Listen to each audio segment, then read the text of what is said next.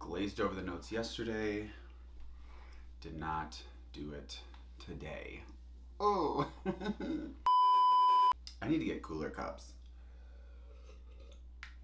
If anybody has a suggestion for like a cool, trendy little mug, that would be great.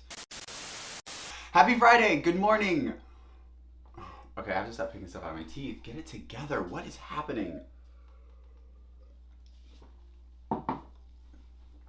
Huh? Good morning, happy Friday. My name is Josh Tyler and welcome to my privileged opinion. Today we are talking about racism. And I know you're thinking, oh God, a white person is gonna talk about racism. Disclaimer, I am not about to define what racism is. If a person of color in your life tells you that something you are doing or saying is racist, then listen to what they are saying. This episode today is about me taking all those little moments of feedback, digesting them, and kind of giving back to you where I have gotten as a white person taking in that feedback. So, let's get into it. Like all videos, we are going to start in the dictionary with whatever the textbook version of racism is. Because white people love to start in the dictionary, don't we? Somebody says something racist, that's not what the dictionary says. So what is it? The textbook definition of racism is prejudice, discrimination, or antagonism directed at a people or persons on the basis of their membership to a particular racial or ethnic group. Typically one that is a minority or marginalized. See, no, this is not the old definition. There's a different definition. Let me look this up. It's not the right definition. That's not the definition that white people do that whole, anybody can be racist. Okay, that's what it is. I'm gonna read this one really quickly because the one that I read originally was just like the Google definition of racism. The Webster's definition of racism is a belief that race is a fundamental determinant of human traits and capacities, and that racial differences produce an inherent superiority of a particular race. Now, obviously the second definition, the Webster's definition, is the one that all white people are like, oh, well, Josh, anyone can be racist by that definition. And yes, you are correct. By that definition, anyone can be racist because yes, anyone can believe that their race is superior because of denoted racial markers, whatever. But the difference between a black person being racist and thinking they're superior because they're black and white people thinking they're superior is the governmental systems within our society that were built by white people. Black people are not in a place of power to oppress white people on a large scale. A prime example of one of these structures is prosecutors. City, state, federal, any level prosecutor. And as of 2019, 95% of prosecutors are white, which means that with any level of unconscious bias, and the 1994 crime bill puts them at the opportune moment of power to oppress. Prosecutors' job is to dole out sentences within the confines of the law. That's a very simplistic version of that. I'm not a lawyer. I'm not claiming to be a lawyer, but that is the very simple, basic version, explanation, definition of a prosecutor. The reason that I wanted to highlight the arrogance is because I would meet people and they would be speaking to me. I would hear them, but I would never take in what they were saying.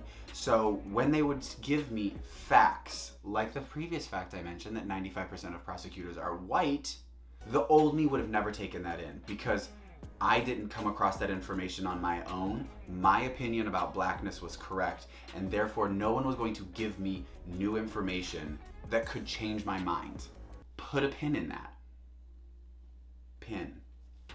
Now, back to me, a white person, and taking in feedback from people of color. As many of you know, I grew up in a tiny little town of white people in Oak Harbor, Ohio. The population of Oak Harbor, Ohio is 2,000. That is 2,000 white people. And then like a 5 to 45-minute drive to the next city. Pretty cut off and remote. Growing up in that area, I thought that I had formed a pretty solid opinion on the Black experience in America.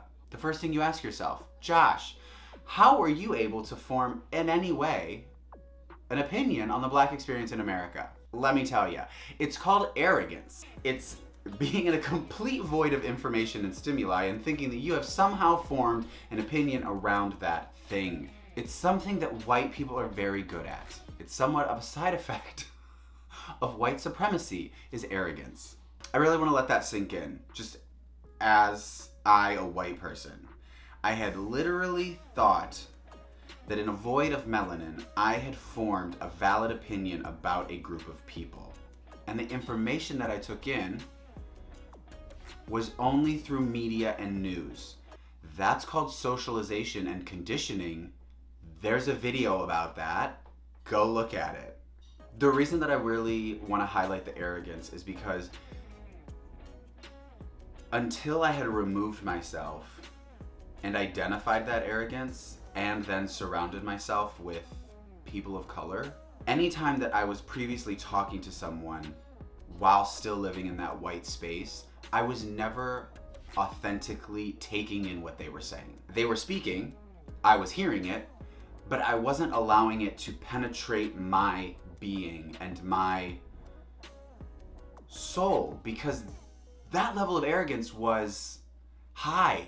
I just want to give a great example of the person that I was. I literally, in college, got into an argument with, now that I look back on it, the most intersectionality person in existence. I got in an argument with a Black, disabled, trans person.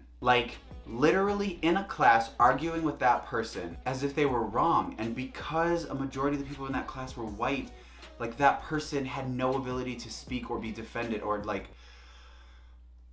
I look back on it now and I'm just in awe of that person and the fact that that even happened to me. But a side effect of white supremacy is ignorant arrogance. Just putting that out there. So I have a slight level of empathy for white people that don't expect Black people to have. That's neither here nor there. The reason that I have the information about the prosecutors in this video is because imagine if I had never diversified my environment or the people that I was around. I went to school, got my law degree, became a prosecutor.